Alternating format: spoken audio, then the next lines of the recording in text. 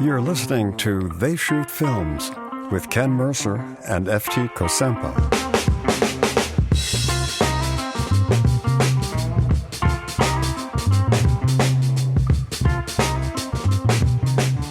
Hey there, everybody, and welcome back to They Shoot Films. My name is Ken Mercer, and we're here with part 2 of Roman Polanski's Chinatown. If you haven't already listened to part 1, we'd highly suggest you listen to that one first. Just go in your podcast app you're currently in, one episode back, you'll find something titled, strangely enough, Chinatown Part 1. We highly suggest you listen to that first. This is not a Christopher Nolan podcast. It's not intended to be non-linear. We didn't think you'd start at the end and work your way back to the beginning. So take a look for Chinatown Part 1 while you're in your podcast app. Hit the follow button. That way you won't miss any episodes in the future. You'll get the episodes hot off the assembly line here at They Shoot Films. But for now, let's get to part 2 of Roman Polanski's Chinatown. So the American Film Institute, as you know, has a list of the greatest film lines of all time. They do? Oh, yeah, nice. Yeah. And do you want to guess what number, forget it, Jake, it's Chinatown is? 7. Correct.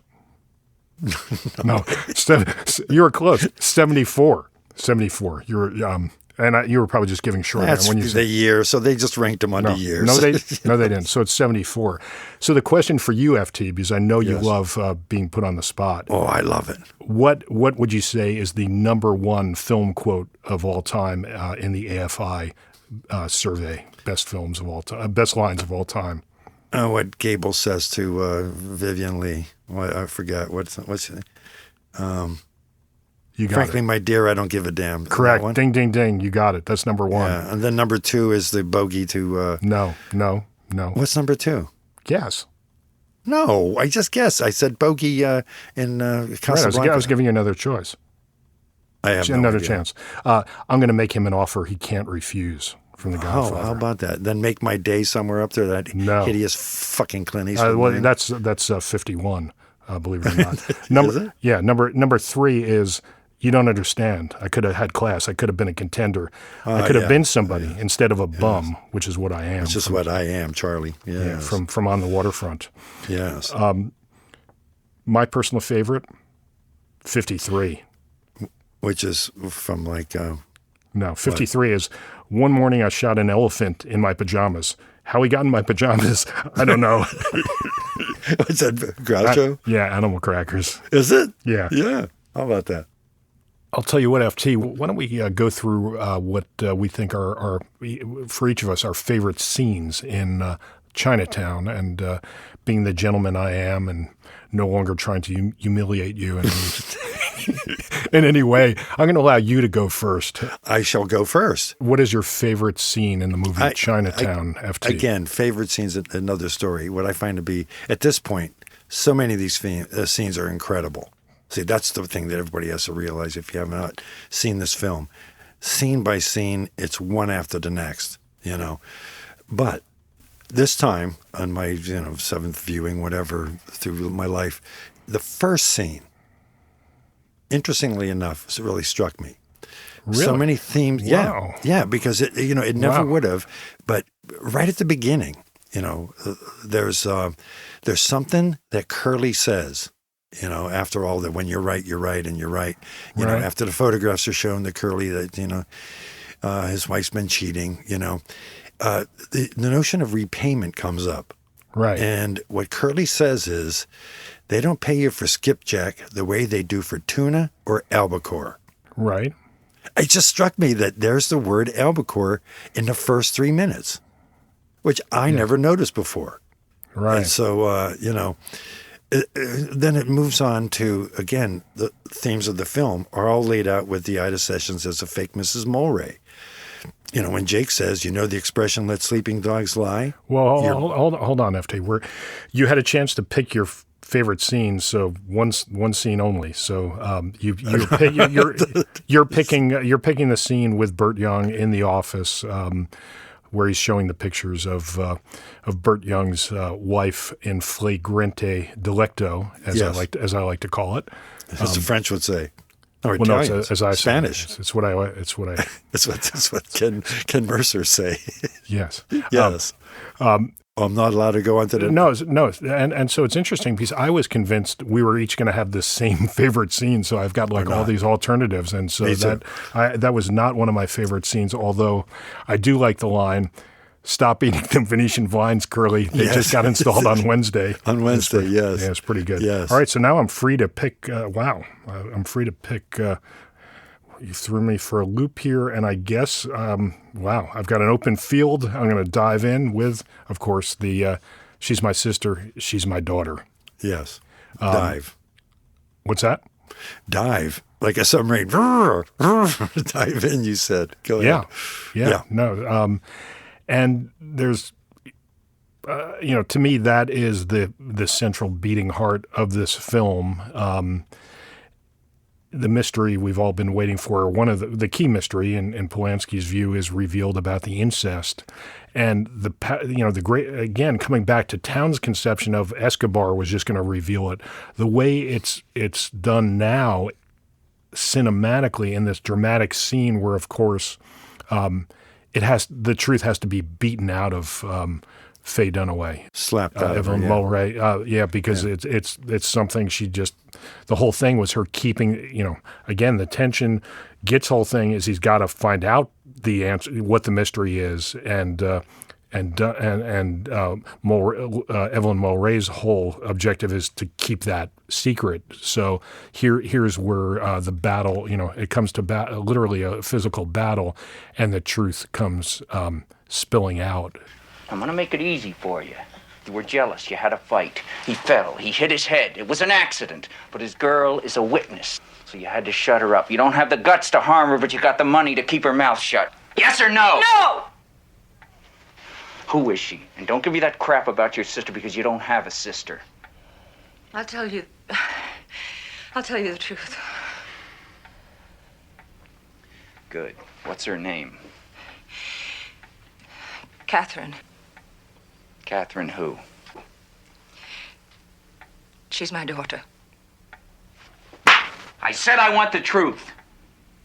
She's my sister. She's my daughter. My sister, my daughter. I said I want the truth. She's my sister and my daughter.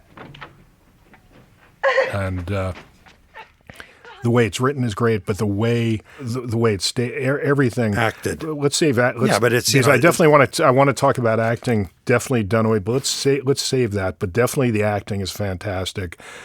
Interesting though, and I kept playing the scene again. I've seen this movie so many times, but I kept rewinding it, looking at Dunaway's reaction after the first slap and her face. I'm like, this is amazing. And then what I found out later was. She asked Nicholson to really slap her. Yes. And that's why when you see her eyes like all crooked, she really got slapped, which, A, good for her inviting that, and B, good for Polanski, allowing it to and the way it, and for Nicholson going through with it. These days, I think an actor would have to say, "No, I'm not falling. I'm not falling for this one. I ain't slapping you and being, having my career end over slapping you. Sorry." And it's 3 slaps, right? And then he throws her. Yeah, then he throws her, and then there's on this the couch. huge amount of Foley work where it doesn't sound like she fell into a couch, but it sounds like she fell into a bag of potato chips. Maybe in the couch. Yeah, exactly. PA forgot to remove him. Exactly. Yes. But there's something I want to talk about in this scene if you're willing to talk about it, FT. Wait, I'm supposed to talk about what you want to talk about? No, I just want to see if I'm willing to listen. Yes, no, because I want to ask you, and okay, and I definitely don't want to humiliate you. So here's the deal. Yes, she says, finally, after she's my sister, she's my daughter, she's my slap, slap, slap, slap, into couch, into bag of potato chips. Yes. And she turns to him and says, she's my sister and my daughter. Yes. And says, is that too tough for you? Yes. And then he says something that should get the award for the stupidest line ever spoken. He says, he raped you? So I don't mean to laugh. And then her look, which again, you would expect it was like the stupidest fucking thing to say.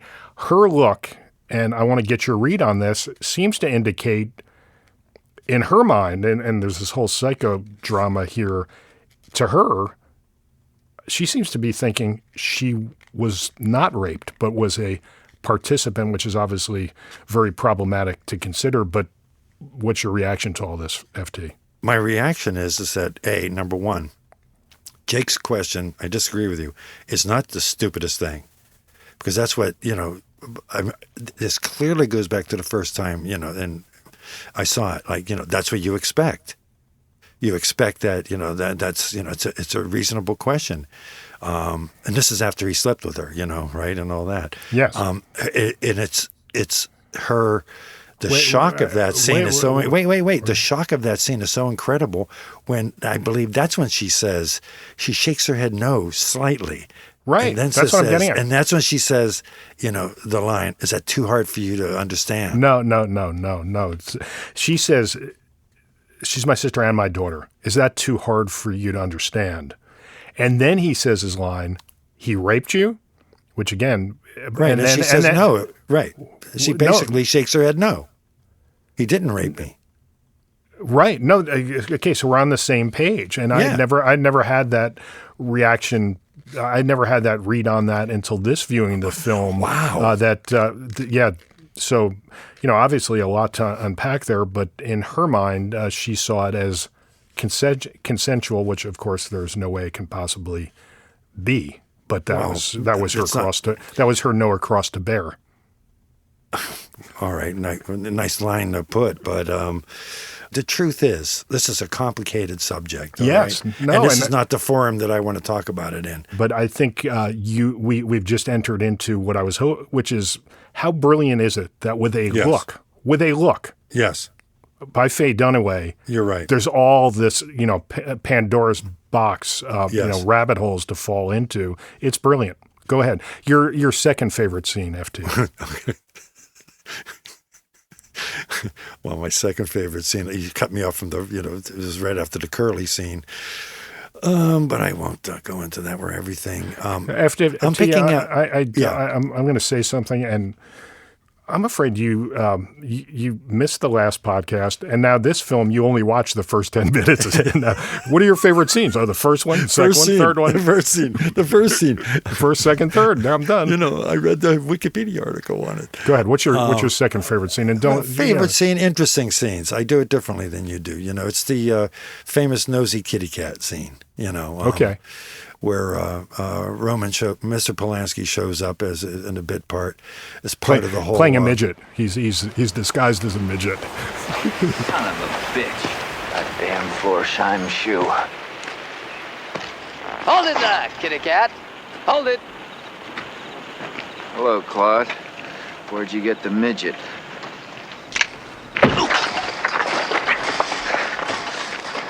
You're a very nosy fellow, kitty cat, huh? You know what happens to nosy fellows? Huh? No? Wanna guess? Huh? No?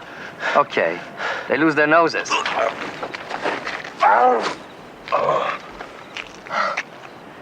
Next time you lose the whole thing. Cut it off and feed it to my goldfish. Understand? Understand? I understand, Gil. I understand. Without CGI, how did they make Polanski into a midget? The interesting thing is that, Polanski was an actor in Poland, in Vaja's films and all that, so yes. It's great that he's in this film. And also he's brilliant in The Tenant, but what's interesting Can I just say something about Polanski as an actor, since we're on that topic before you move? What I admire about that is that he allowed that line to stay in.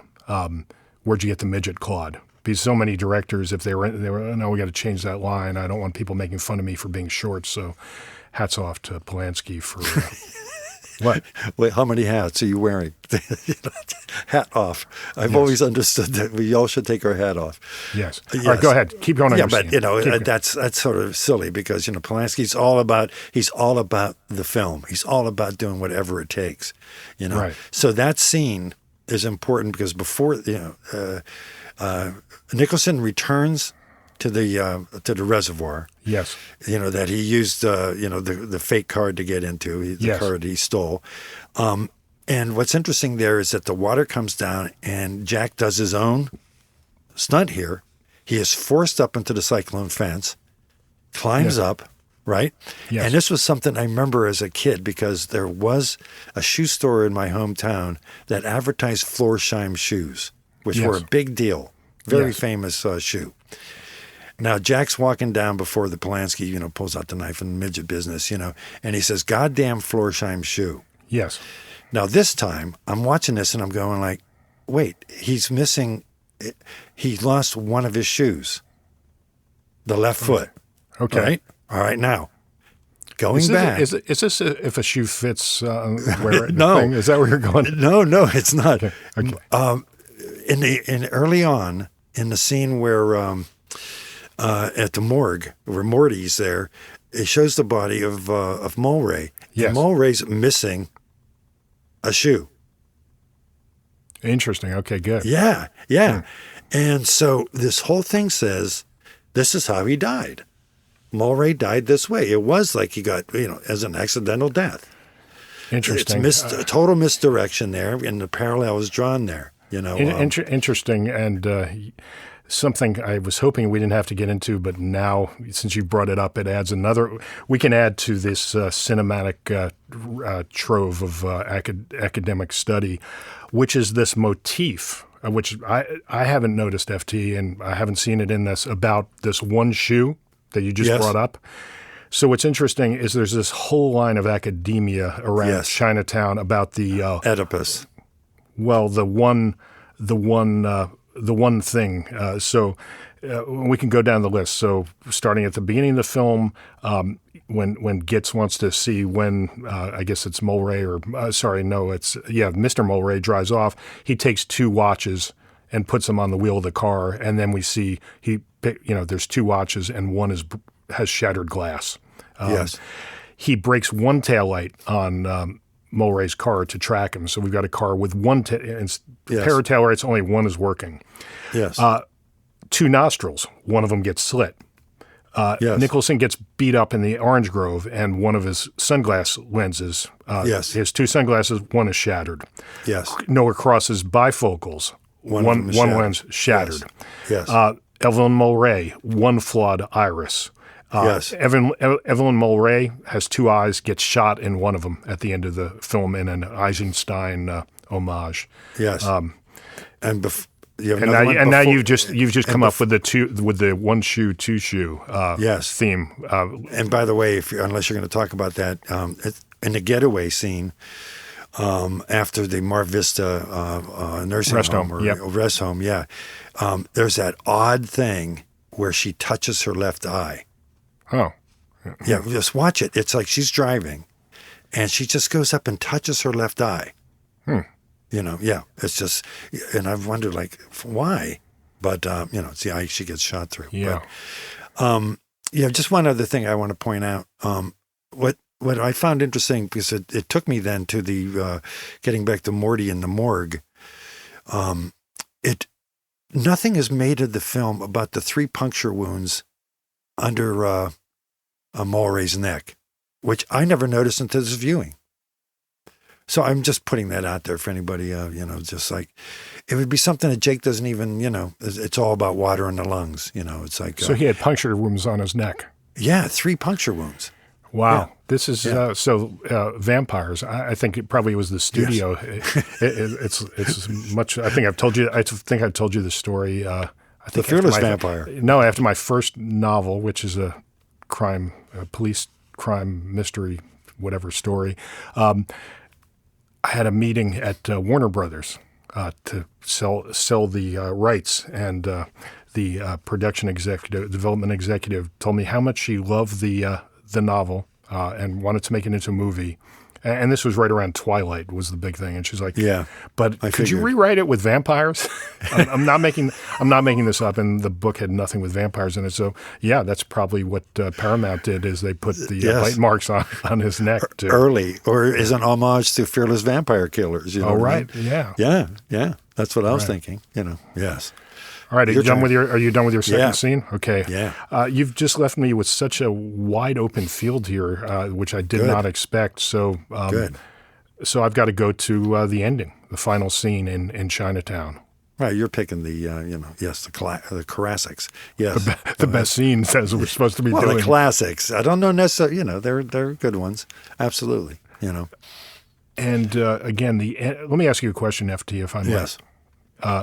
Is the ending of Chinatown and I know you hate the greatest, so I'll rephrase this. Is the ending of Chinatown one of the greatest endings in cinema? I know how you hate the greatest, but is it? No, one of. That's what I'm saying. Is it one of the greatest endings? Yes. Yeah. Yes. No, it. But it's interesting in that it mirrors Touch of Evil in reverse. It's it echoes for me the opening shot of Touch of Evil. Although it doesn't move too much, it ends in that long big crane. The crane shot over the. Yes. But you're talking about the whole. Yeah, I'm not. It's a talking scene about a scene that feels like a sequence, but it's one scene. Yes. No, and it. It's not that many cuts there either, are there? Yeah, I mean, there's so many great. I think there's actually there's a good number of cuts, but I mean, there's so many great things about it. Yes. I'm talking about screenplay structure. A couple of interesting things about that scene. One, the gang's all here. I think basically every character actually, is Burt Young even there? I think he might even be on scene. It's like every character from the film is gathered in one place. It reaches the conclusion. The conclusion is so dark and so gutting of evil prevailing, which it's interesting because 1974, the turmoil in this country having, sorry, what year did Nixon get helicoptered away from the White House? Was that 73 or something, or when was that? I forget. But around this time, there's Vietnam. 73, 74, yeah. So this film that, unlike so much of cinema history, says, no, evil wins. The evil, the powerful prevail, and the good lose. And the person with good intentions ends up, by pursuing those good intentions, creates more, it was such a perfect thing for 1974, and what makes this film timeless, perfect for today. At least from where I from where I sit. So many other great things in that scene. Small thing, the way the night cinematography is so realistic. Yes, compared to most. And sorry, film cinematography, these days on digital where you can shoot in very low light is one thing. But for film to be that underlit at night, it's really a standout example of night that actually looks like night in a film. Exactly. The devastation of the final or the penultimate shot where Noah Cross reaches into the car, puts his arm over Catherine's eyes and says, "Don't look, don't look," and then pulls on her, and they disappear into blackness. It's so gutting, it's so emotionally powerful, but just in terms of the way it's done, it's well, the whole lead up to there, when the confrontation also, with Evelyn and John Huston, and Noah, that whole, and when she shoots him. She shoots him in the shoulder, Yes. Get away from me! How many years have I got? She's mine, too. She's never going to know that. Evelyn, You're a disturbed woman. You cannot hope to provide. Evelyn, put that gun away. Let the police handle this. He owns the police! Get away from her. You'll have to kill me first. Get away! Get... Captain, close the door. Halt!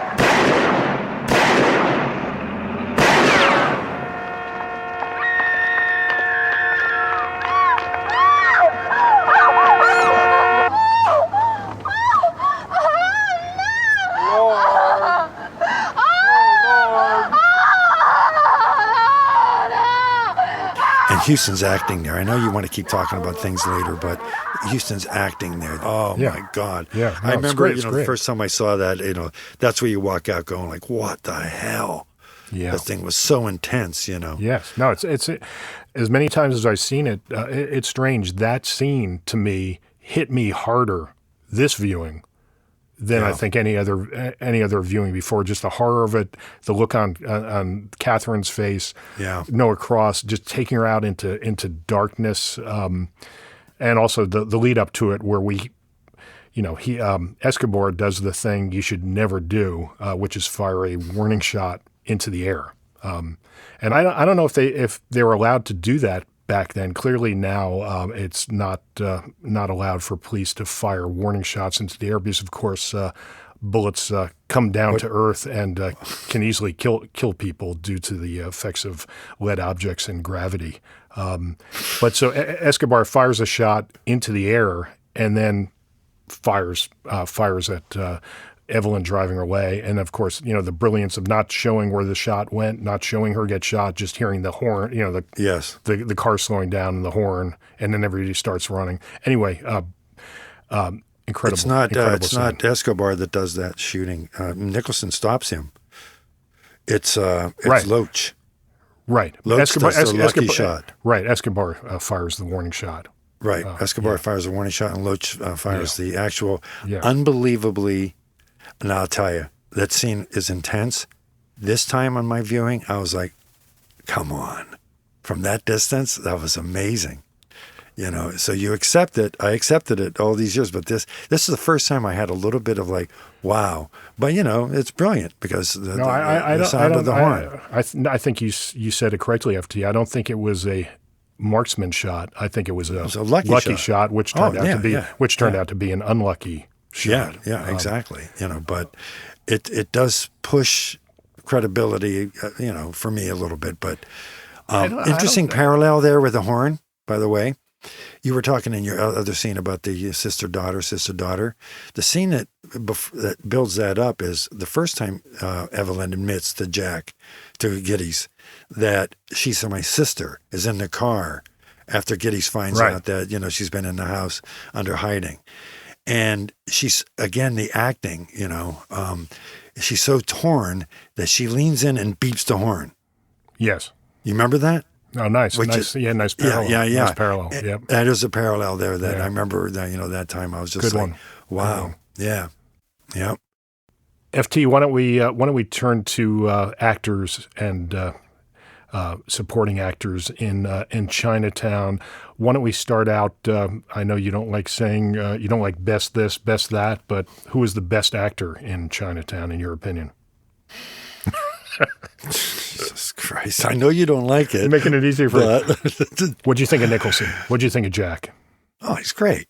I mean, one of the things that makes this film amazing, one of the best films ever made, not just detective genre, is that there's not a bad performance. No, I'm thinking. I guess sorry, it came to mind, but it's going to come out of mind. I was going to say Jerry Fukuzawa. Khan? No, the Japanese gardener. Oh, and I think that's because the whole time I watched Jerry Fukuzawa in this film as the Japanese gardener, I just kept kicking myself saying, why couldn't they get Mickey Rooney to play that part? and of course, why don't you tell the listeners what I'm alluding to there in case they're missing it?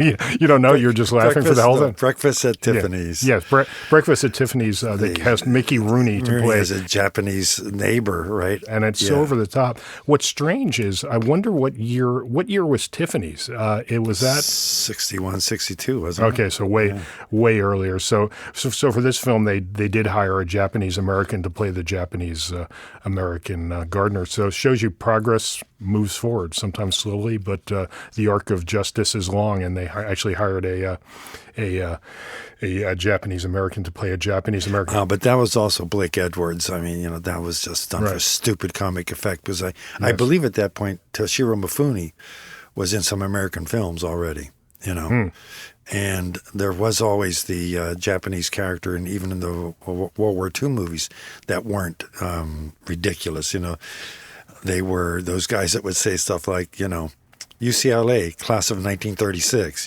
be the Japanese general in the prison camp, yeah.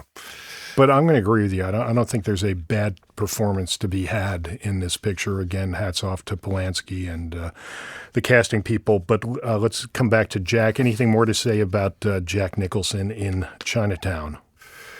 No, he's there. He's absolutely, the intention is clear. Everything is, the reactions are honest. It's incredible, yeah. Here's what I'd say about Jack Nicholson. He manages to pull off something that seems easy, but is incredibly difficult, which is to be both in this film, and apparently he's talked about this was the film, and I think other people would acknowledge this. This was the film where he became a movie star, and part of that was because of the wardrobe and hair. This was the first time he had short hair. He was dressed. The first time he wore a suit on screen, and he looks like a leading man from the golden age of cinema. But he pulls off what's not an easy thing to do at all, and it's rarely pulled off. Be both a movie star and a fantastic actor at the same time. It's a rare thing. The observation of being a movie star is post facto, though. I mean, at the time he was making it, he was being an actor in my book. Well, I think hopefully they. Do you think? Go ahead.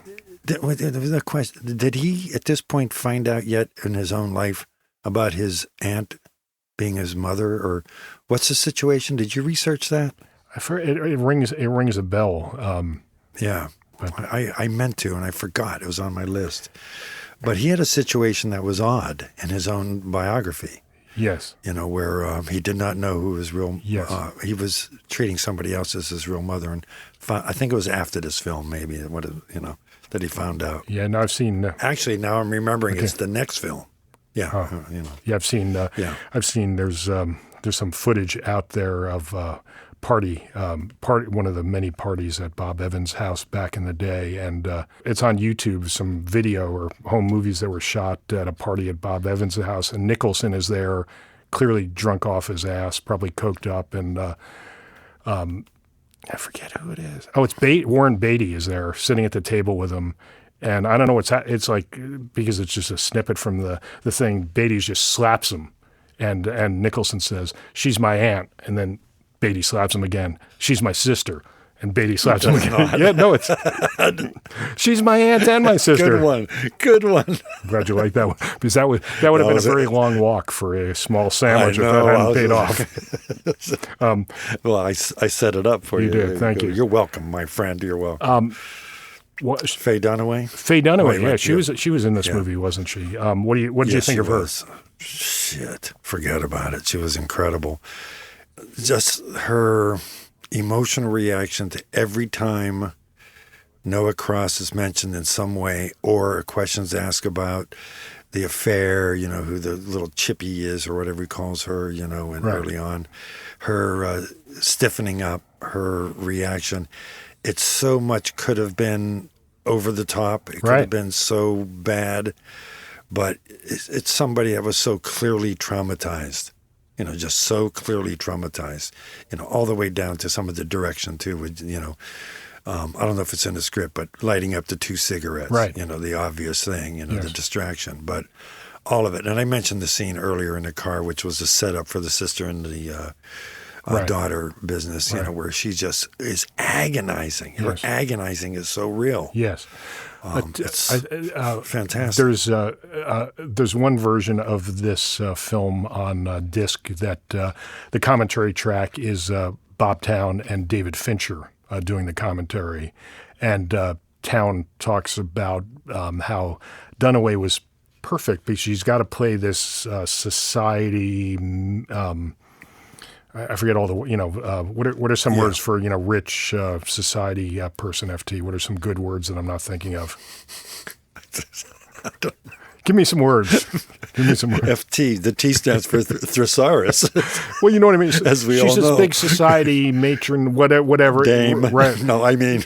But she never plays it. It's just her. Socialite. Socialite. It's just it's so because of her bone structure, the way she looks, and just the way she enunciates. It just feels so natural for her, as typified in the line in Git's office where she delivers the line, "I don't get tough with people, Mr. Gitz. My attorney does." I mean, exactly. Yeah. So was Faye Dunaway the first choice for Evelyn Mulray in Chinatown, FT? My guess is no. No, she was. Why was your guess? Why was your guess no? I don't know. I thought maybe Bob Evans wanted Ally McGraw. Oh, he did. Sorry. That is true. Oh, he did? And sorry, the other way you knew is I wouldn't have asked the question if she was. So you're correct. You sussed me out. I think Evans did want Ally McGraw. Can you guess why he then said no Ally McGraw? Because love means always having to say you're sorry? In the case of Ally McGraw going off with Steve McQueen. The getaway. And bringing an end to their marriage. So Ally McGraw's out. And he wanted Jane Fonda. Oh, goodness. Yeah. Mm-hmm. I just said goodness. Oh, geez. Well, it's one of these things that where Dunaway is so great in this that you have a hard time picturing somebody else. But I could see why they wanted Fonda for this, and I could see Fonda pulling it off. Not like this. Yes. I think Faye Dunaway is just a better actor. Period. And I would just my evidence for that is later in her career in Barfly. Right. With Mickey Rourke in the Bukowski film. I mean, she's just incredible actress, Whereas Jane Fonda has the Kurt Russell, Jane Fonda plays a person that looks like Jane Fonda. I always for me, Jane Fonda always seems like somebody who could be Peter Fonda's sister, but or and Henry's daughter. Exactly. My sister and a daughter. So who do you think wanted Dunaway for this picture? Who was Roman? No, it was Jack. Jack wanted Dunaway, and kept calling her, and she was resistant. Said Roman didn't want her, but it was Jack really pushing the Dunaway call. Some interesting background on Faye Dunaway. For those who didn't know it like me, I didn't really. I had to go look at her career. She. I thought, oh yeah, Faye Dunaway, 70s, it's going to be like one great, Bonnie and Clyde, Chinatown, 3 Days of the Condor, just one after the other.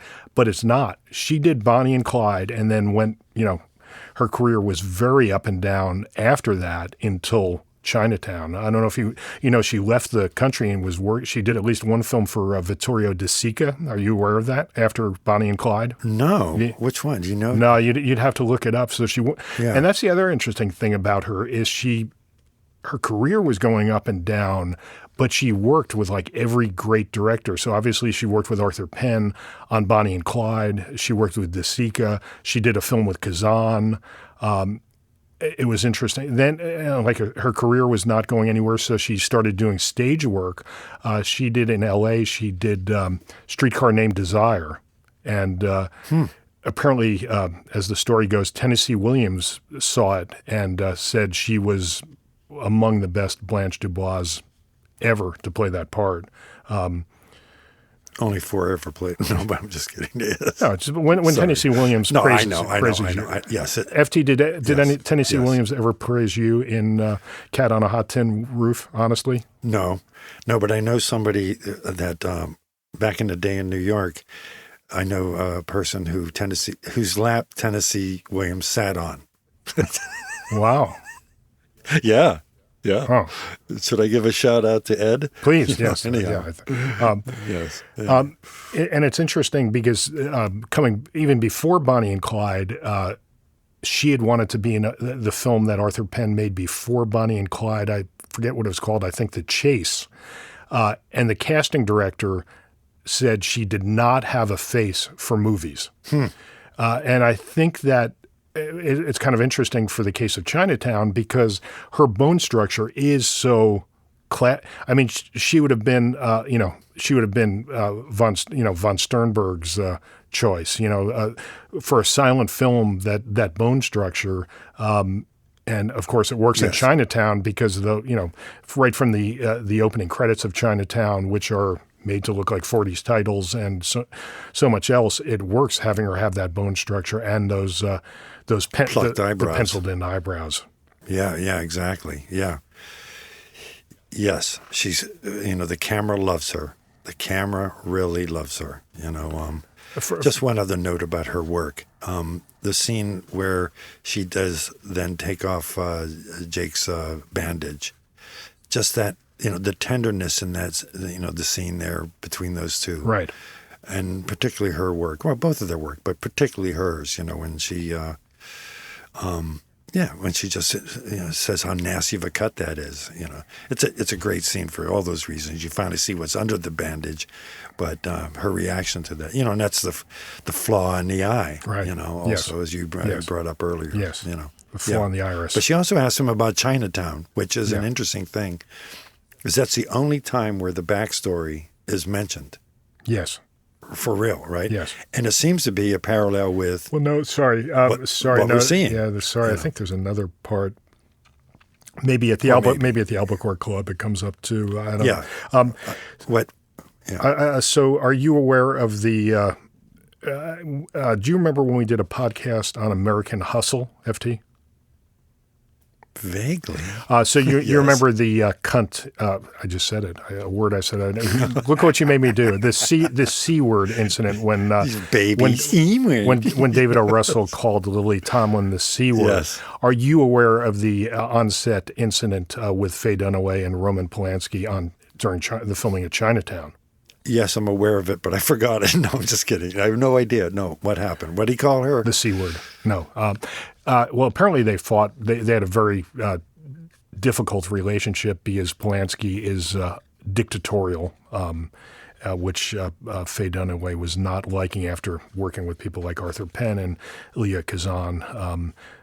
And apparently there was one shot where Polanski saw a hair falling on her head, on her forehead or whatever, and it bothered him.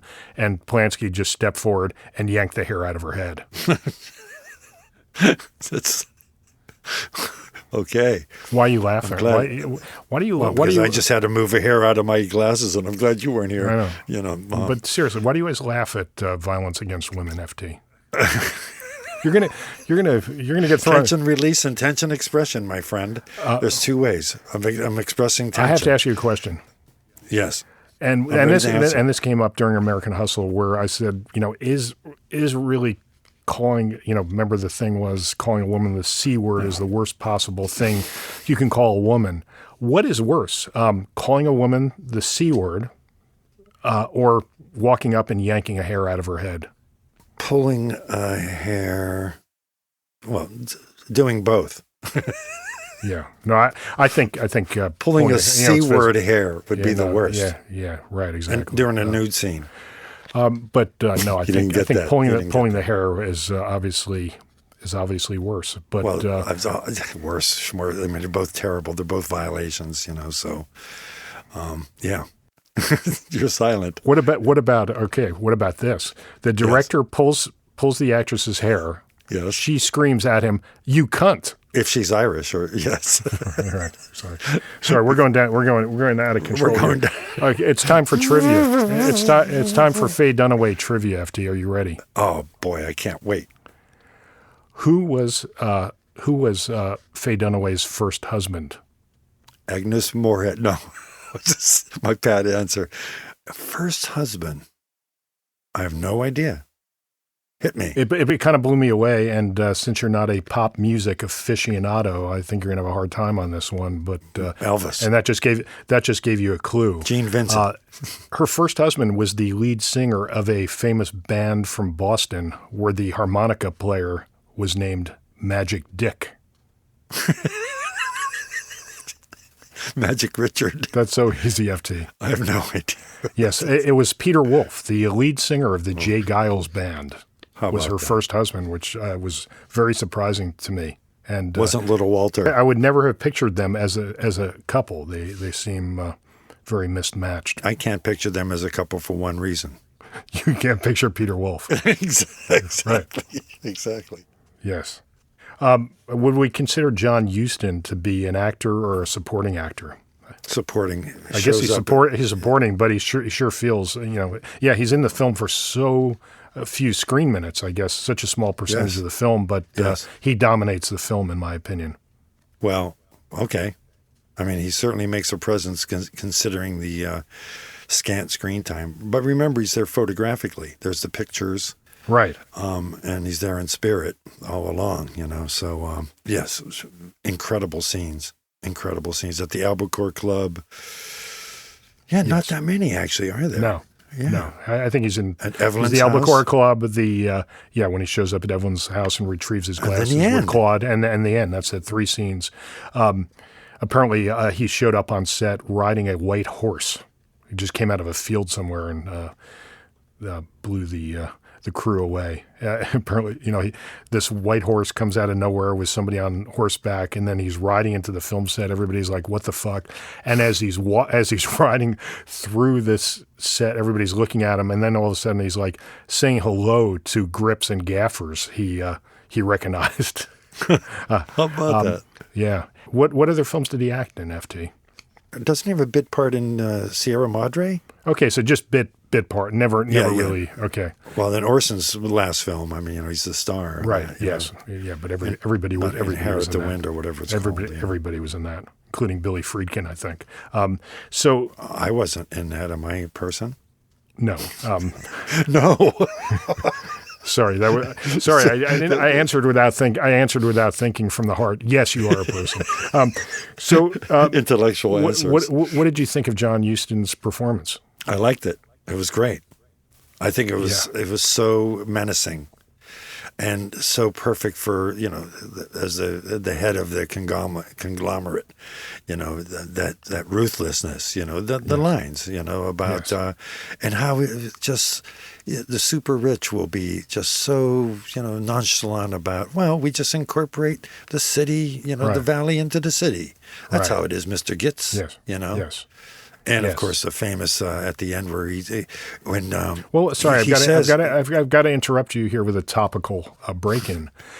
Is that any different? I mean, is that any different with what's happening today with Mr. Elon Musk? No. It's just about I've got all this money, so I'm going to engineer the future, and I can't bring Mars to this world, so I'm going to bring this world to Mars. Yeah, absolutely. Yeah. But it is, it was around that period of time with all the water business, with the Owens Valley Aqueduct and all that, Yes. That was happening all over the country, New York, L.A., but L.A.'s was a big one. Do you know that lake was dried? It was sucked dry. Do you know it's still called Owens Valley Lake or Owens Lake? Yes. But it's a dry lake? I didn't know that. I saw a picture of that and I go, what the hell? Well, I got confused. I wanted to look it up because there is a very big inland lake down in inland Southern California called the Salton Sea. Yes. And I thought, maybe the Salton Sea got created by the Vanderlip Dam disaster, but no, not No, the that's case. the leftover vestigial of the ocean. It's highest salt content, I went to that. Yeah. I was there. Yeah. A trip to San Diego. Got a sunburn of my life just driving there. It's terrible.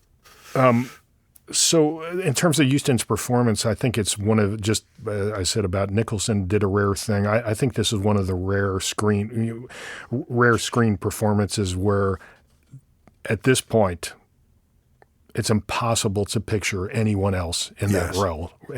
It just he is Noah Cross in the way that Eastwood is Dirty Harry or Brando is the Godfather. You just can't picture anybody else in the role. That's right. I have a nit to pick with Houston's performance. What is that? The line where he, you got to understand, Mr. Gitz, under certain circumstances, Yes. a man is capable of doing anything. See, Mr. Gitz, either you bring the water to L.A. or you bring L.A. to the water. How are you going to do that? By incorporating the valley into the city. Simple as that.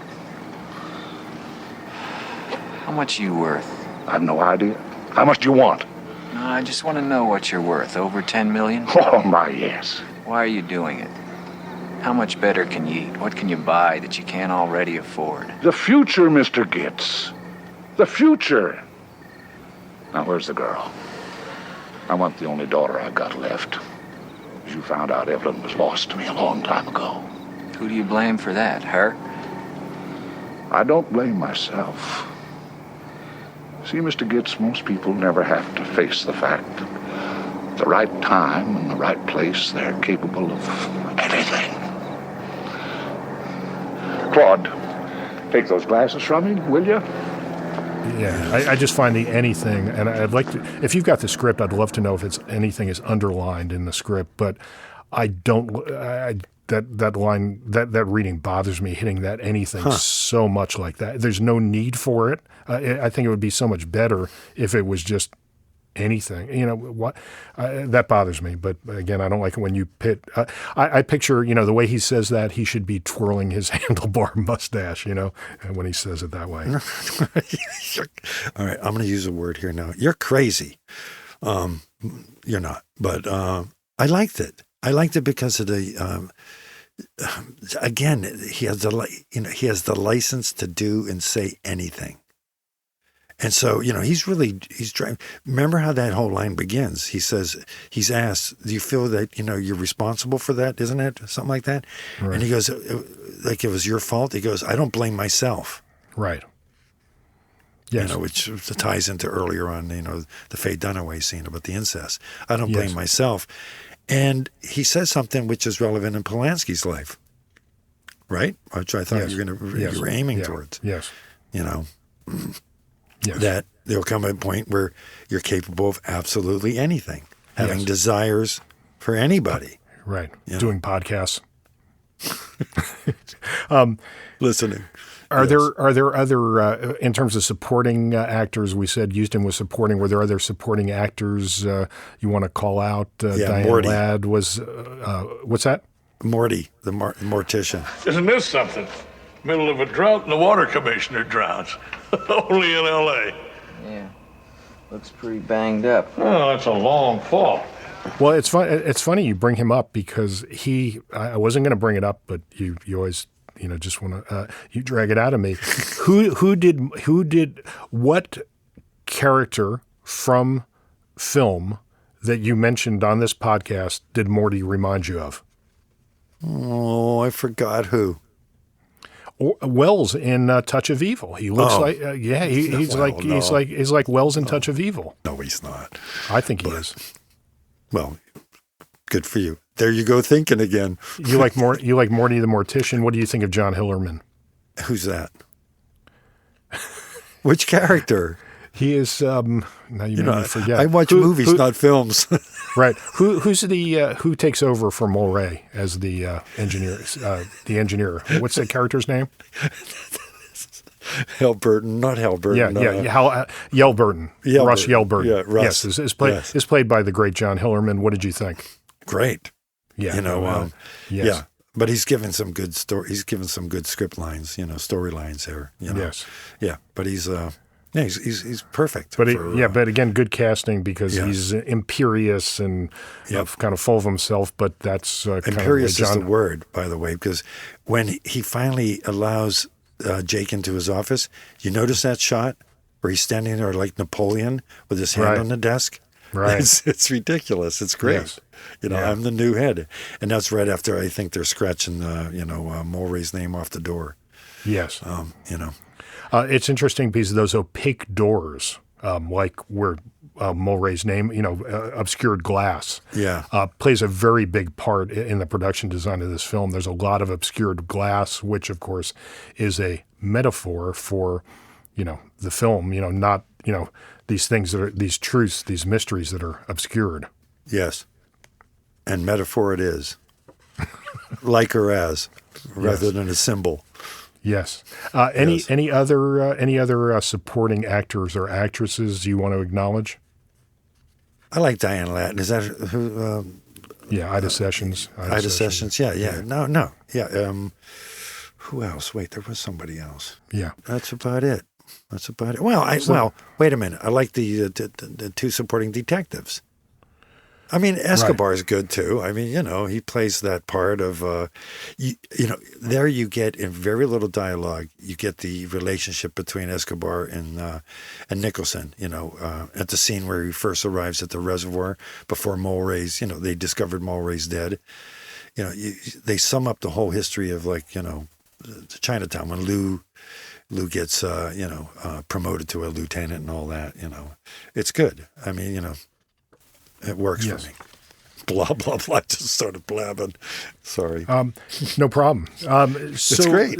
Let's move on from actors. I think we should wrap this up, but there are some things that I think need to be acknowledged in terms of appreciating Chinatown. First, just off the bat, is the soundtrack, which is by Jerry Goldsmith. But I think we need to give to Bob Evans. As you know, there was another soundtrack for this film that Evans just thought was so bad for the film that 10 days before the release date, he went out, hired Jerry Goldsmith, who wrote the score and had it performed and put into the film within 10 days. I know. It's incredible. Yeah. It's incredible. Have you seen the trailer for the movie? I haven't, but I understand that trailer, because of the timing, has the original music. Have you seen the trailer? Yes, I just saw it today. How does the music work for you?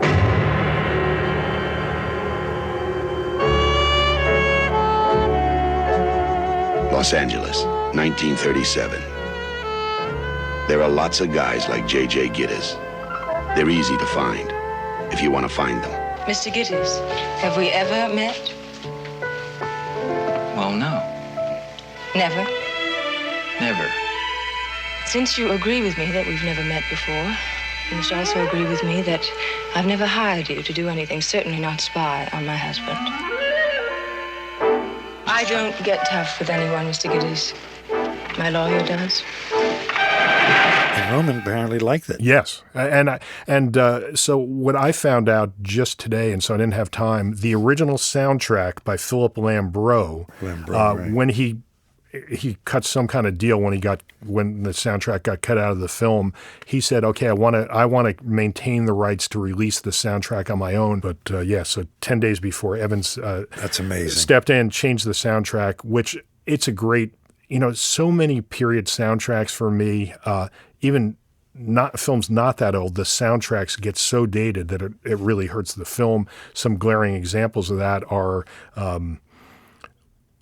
Michael Mann's Thief, with the Tangerine Dream soundtrack. It's so dated already, and that was a film, I guess, from the 80s.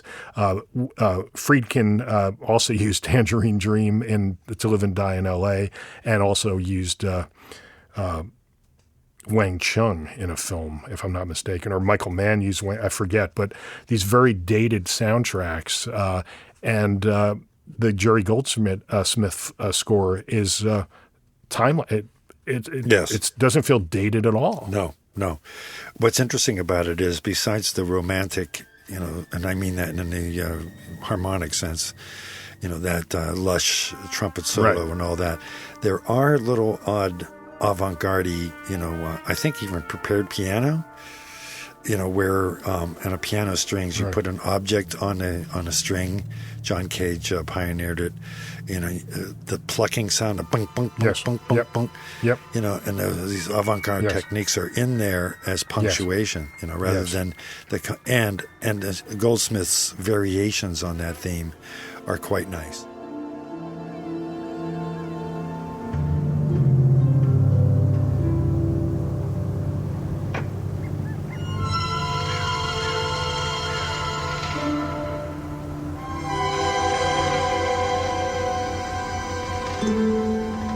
Thankfully, they don't do a rumba variation, which they would have done in the 1930s or 40s. Right. They would have with Desi Arnaz, and shit, but right. I mean, I think what makes it work is this conceit of the film that they're doing a film noir. I mean, you might argue this is the first, neo-noir film. Yes. And so they were trying to stay true to making a noir film in the 70s. And so the soundtrack works for that period, and it holds up, and it still feels perfect. Yes. Jumping from soundtrack now to production design, the same thing. Jesus, yeah. I think, to me, and you can laugh at me, when I look at this film, the idea was it's going to be a black and white film. We're going to shoot in color. And I say that because if you look at the production design, everything's monochromatic. All the sets, all the costumes, everything's monochromatic, but it's shot on color film. I don't, if there's any primary colors in the film, they're just, foliage or whatever. Well, I would just disagree with your term monochromatic. I would say it's within the same color class, whatever that's called. They're complementary colors of muted colors. Monochromatic would mean washed out, less saturation. No. Monochromatic means not having no, colors. Mono means one color. Monochromous. It might mean that literally, but the current it's black. Monochrome is black and white, and when you look at it, the exception is there's a lot of browns in the woodwork in the sets, but even that, it's such a constrained color palette that it almost some scenes that, like the bathroom scenes, literally are black. It's white tile, black. It's all black and white. Yeah, well, you're going to say that, and you're going to correct me, but I disagree. It's I said laugh if you want. Don't disagree. I said when I set this up, I said laugh if you want. So don't disagree. Laugh. There you just go. Laugh. Okay. Yeah, but there's a word. It's the same tones. It's the same tones. Because, as again, monochromatic just seems like sepia or something that's washed out, and it's not washed out. Yes, for me. Well, I think we're having a semantic argument, which is yes, but right. There's no primary, there's no red, blues, right. and except the albacore. But right. Good point. I hadn't thought. Good one, FT. Yeah. There you go. The exception that proves the rule. The exception that proves me correct.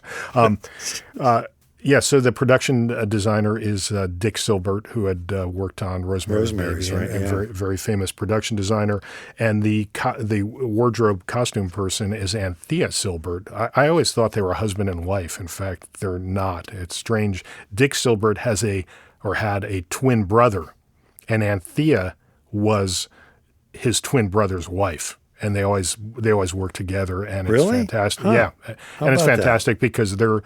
Their stuff is like textbook of production design, wardrobe. Hand in hand. Yeah. They did The Graduate, which if you want a textbook on production design, wardrobe, it's kind of mind-blowing to look at.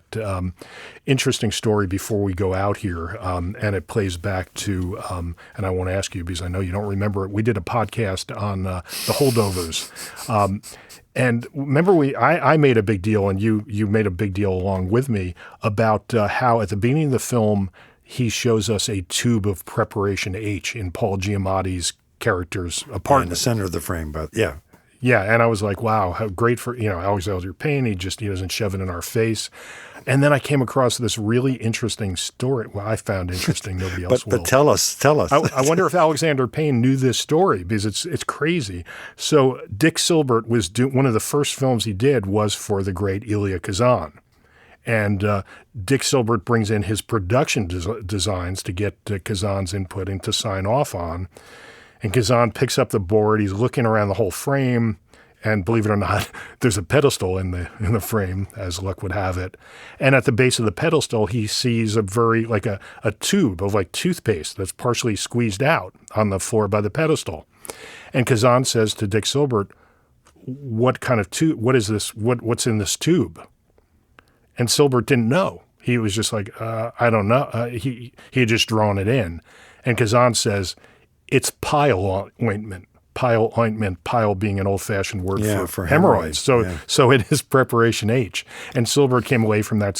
From that point on, he realized, as he should have known from the beginning, you never put anything in a frame by accident. It's got to be there for a reason. It's got to be specific. And that's what's so crazy, that thing we were talking about in Alexander Payne's film, The Tube, was pile ointment, preparation H. I thought you were going with this, that's one of the problems with the film. The Silberg didn't put in the bathroom scene that Faye Dunaway didn't use the ointment and go, oh shit, wrong ointment. just there everywhere. Every frame, every scene has preparation H into it. Or the generic competitor from the pharmacies at the Rexall, which would have been the 30s. But that is funny. That is funny. I stepped on your line. Yes, it would have been funny when she's going to fix his nose and she reaches in. He says, "Do you have any hydrogen peroxide?" She could say, "No, but I got a shit ton of preparation H." For my husband, my tight ass husband, which would probably work.